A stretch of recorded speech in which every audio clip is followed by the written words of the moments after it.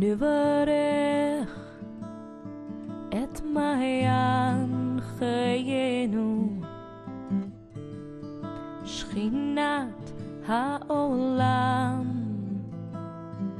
שהחיינו וקימנו והגיענו לזמן הזה, לזמן הזה. Hi, I'm Rabbi Bradley Shavit Artson, the Rosalind and Abner Goldstein Dean of the Ziegler School of Rabbinic Studies at American Jewish University in Los Angeles. I'm here with my good friend and teacher, Rabbi Sharon Brous, the founding rabbi of Ikar, a spiritual community that's located in Los Angeles, but whose wonderful healing influences are spreading across North America and beyond. Welcome. I'm happy that we can be here, and I'm happy we can have a conversation to share with all of us thoughts that will prepare us for the holy days that are approaching. I know that this summer you had the opportunity to travel to Liberia in West Africa with the American Jewish World Service. And there you experienced a nation that is struggling with a tremendously violent recent past and with challenges of reconciliation. I wonder if you could share some thoughts and insights about your trip. Sure. My interest in this region in West Africa emerged when I was in rabbinical school, and I started to study conflict resolution and human rights. And it was right in the moment when the wars in Sierra Leone and Liberia were really incredibly fierce. And I was particularly interested in child soldiers, these little children, 2, 3, 4-year-olds, usually boys, who were abducted, taken from their families, given drugs, and forced to commit really awful crimes against members of their own families and often members of their villages, so that they would have no way to ever return back home. And these were wars that were really defined by their brutality. And I became really consumed with the question of what would happen to these children and to their families when the war eventually ended. And I wondered if Jewish wisdom, if Jewish teachings on tshuva, on reconciliation and return, and potentially even forgiveness, might have some application in a global scene. Because the language of forgiveness is now becoming sort of a track to diplomacy in international politics, and people are understanding and recognizing that we need to not only have political responses to war and conflict, but also spiritual responses, because there's a healing process that needs to happen, not just a peace treaty. And so I spent a lot of time researching, learning about this region, and then just this past summer had the opportunity to travel with Ruth Messenger and a small group of people to experience firsthand what's going on post-conflict. The war ended and the disarmament occurred about 8 years ago, but this was a very long and particularly atrocious war that touched every single home. There wasn't a family that didn't lose somebody. There were 250,000 people killed out of a nation of 3 million, and so the destruction is vast and widespread. And I went with a particular eye toward reconciliation and the possibilities of bringing some of these ideas of healing into the discourse and conversation to see if that might help move things along in this country. What I found is that people were more interested in talking about moving on and getting jobs than they were in talking about digging back into the past and talking about their greatest trauma and trying to figure out if real healing was possible, which totally makes sense in a country where people are really living on one bowl of rice a day and there are no jobs to be had in the nation. And so the question is it possible to actually heal without digging into the past and trying to really understand what went wrong, what broke down in society, where individuals made real mistakes, and what kind of pain actually occurred. And it seems to me that that question is not only a political one, and not only one that applies in Liberia and Sierra Leone, but also a deeply personal one for us as well. What can we learn about the conflicts and struggles that we have in our own lives, and how willing are we to really go into the past and analyze and in some ways restructure our lives based on a revisiting of the past, or do we feel the need to just move on? You know, I'm struck in that because I think sometimes if both parties are open to it, it's possible to have a kind of mutual confession and revisit it and repent of wrongdoing, and then tuck it away. But sometimes, and I think one of the challenges for many of our congregants and many of us is that the person with whom we've had the conflict doesn't see it our way, and every time we raise the past, all it does is heighten the chasm that separates us. And in that case, I wonder if there's also wisdom in occasionally saying, we're not going to revisit the past. What we're going to do is hermetically seal it, and we're both together going to regret that we have incompatible ways of understanding it, and we're simply going to start a relationship that agrees to not open that box. And we're going to agree that our connection to each other is more important than what's in the box, so we're just going to move on. I wonder if there are any precedents for that or any insights along those lines. So my sense is that I understand the instinct and the desire for that, but it's basically like putting a bandage over an infested wound. That what we need to be able to do in some ways in order to heal is we have to be able to clean out as much as possible, and then start the healing process. And of course there will be a scar, but I think that hermetically sealing the past doesn't work. The past continues to reemerge. And so my sense is, from the wisdom of our tradition, that what we have to do is we have to be willing to re-enter into some of the darkness of the past in order to try to find a way to deal with it responsibly so that we can build for the future. And it doesn't mean dwell permanently in the past. And think about the system of Yiskor for a moment, just to having the opportunity several times over the course of the year to just remember, to reflect and to remember and to weep, so that you can live for the rest of the year and really be present to life and not be, always consumed with the darkest moments. And so it seems to me that there has to be some kind of structure that can actually hold memory. And what we hear all of the time after there's been either war or personal struggle is forgive and forget. We have to move on. And this strikes me as a profoundly un-Jewish idea. That what we have to do is we have to go through a process of tshuva, which may or may not lead to forgiveness in the end. It often doesn't, especially when the act is something that there's no real recovery from.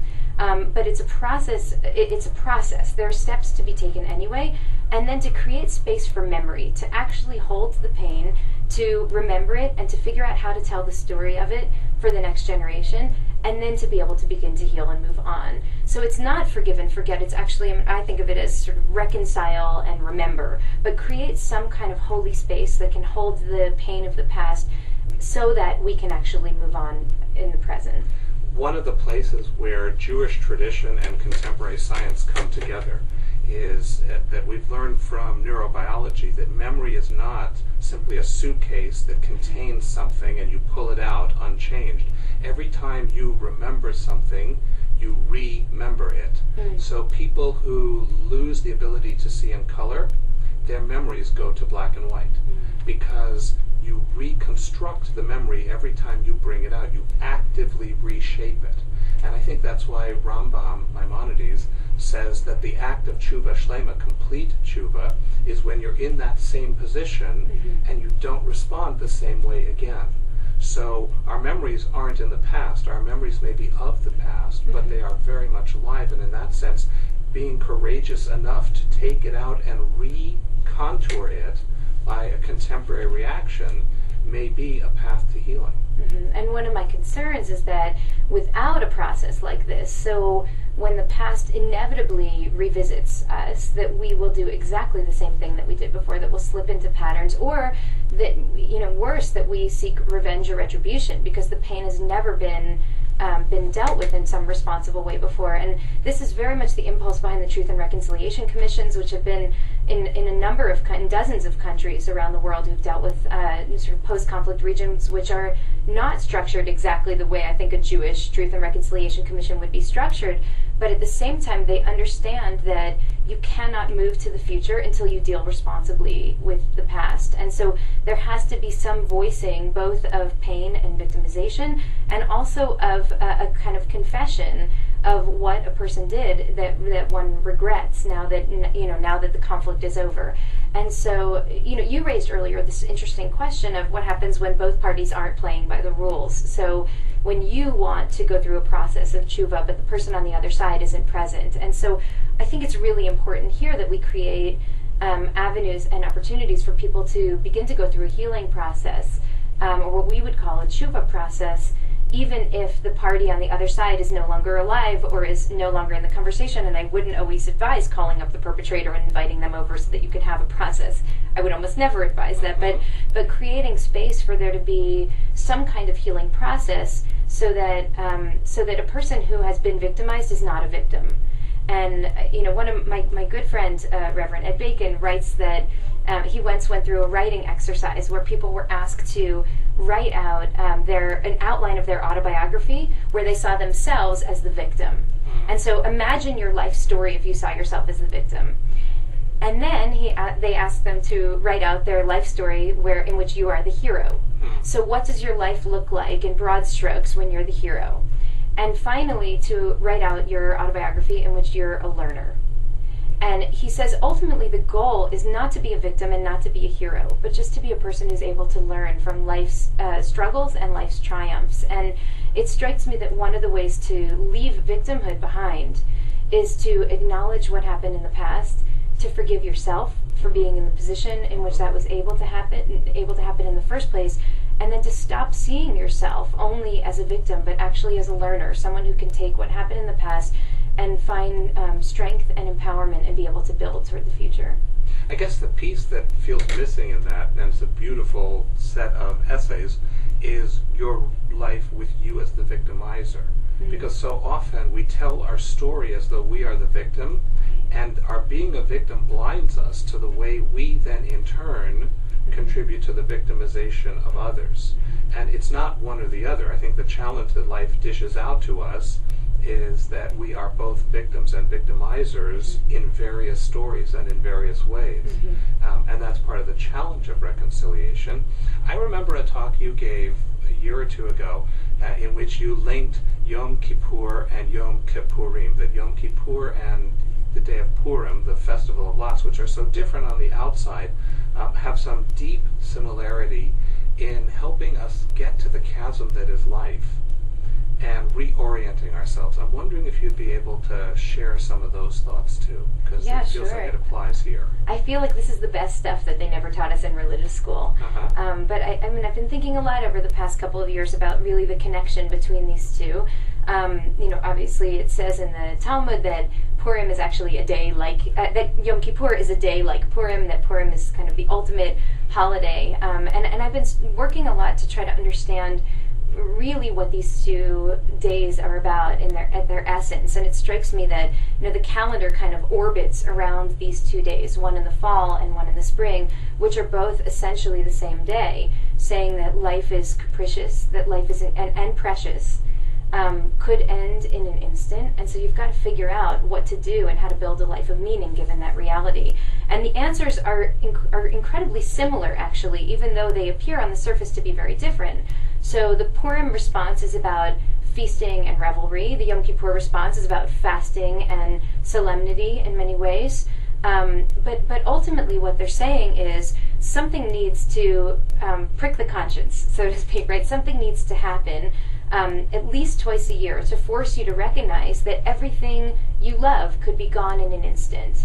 And that you might not be here tomorrow. And so what will you do about it? The response of Purim is matanot lavionim and mishloach manot, that you acknowledge the people you love in the world and you give them gifts of recognition and gratitude, and that you give to the poor, because that could be you tomorrow, and it could have been you today. And the response of Yom Kippur is tshuva, tefillah, and tzedakah, that you respond to life's capriciousness by trying to rebuild the relationships that are most important in the world, by recognizing that you're not actually everything, that there's a force greater than you, and again, by working to make this world a more just world as long as we live in it. So it's sort of the recognition that everything might end tomorrow that sparks our obligation to be more responsible while we're here today.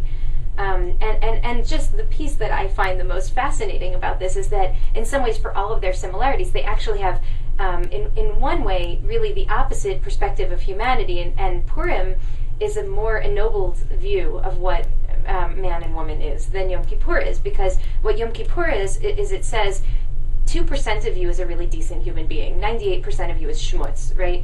And so you come in and you spend 25 hours trying to cleanse the schmutz away so you can find that little precious point of goodness in you, and then that will hopefully illuminate the rest of you, and you can hold on to that for the rest of the year. Purim says the opposite. It says 98% of you is pretty decent, but 2% of you is a real, schmo. So what you have to do is come to terms with your 2% once a year so that you can actually give it some breath and space and light, and then you hide it away again at the end of Purim, because you don't want to live in that place. None of us want to live with that 2% exposed all year long. So that's the part that's actually different between the two. But I love the recognition that the part of us that's suppressed during the year is the part that needs to be exposed. In Purim's case, for a minute, and then we close it up again. In Yom Kippur space and mentality, it needs to be exposed, hopefully, so that it will continue to reverberate throughout the rest of the year. It occurs to me, maybe we have denominations wrong in America today. Maybe instead of the current denominations, we should have Purim Jews and Yom Kippur Jews, because your description of Purim and Yom Kippur were beautiful and profound and insightful and completely the opposite of my own internal take. I think that Yom Kippur is a day in which we are all no longer in drag, right? So that on Yom Kippur is the one day of the year where we are the angels that we actually are. So we don't eat, we don't bathe, we don't put on jewelry, because you're beautiful as you are. And because your worth is this shimmering divine image that doesn't need material sustenance. So we gather together and we do what we do when we're truly ourselves. We sing and we rejoice and we cry and we embrace and we pray and we struggle. And we come to terms with being angelic. And Purim, I think, comes out of oppression and struggle. And so for me, there's always a feeling of this forced joy, which is part of recovering victimhood. Like we party too hard and we're compensating for being kicked out of the court and being under a threat of death. And maybe, if anything emerges from the conversation, it's that both takes on the festivals contain important light. That there is a way in which it's, as you said, the shmo and the shmutz. Notice the sh is always a bad thing in Judaism. Or it could be that Purim is trying too hard to fend off recent victimhood and threat of death, and that Yom Kippur is misunderstood as this day of self-affliction, when in fact it's a day of coming out as an angel and of being the angel you truly are. In any case, so much to think about and so much to talk about. I want to thank you for joining us for this wonderful conversation. You see why Rabbi Brous enjoys the wonderful reputation that she does as a sage and as a teacher and a guide. Thank you very much, and I wish you a very meaningful Elul.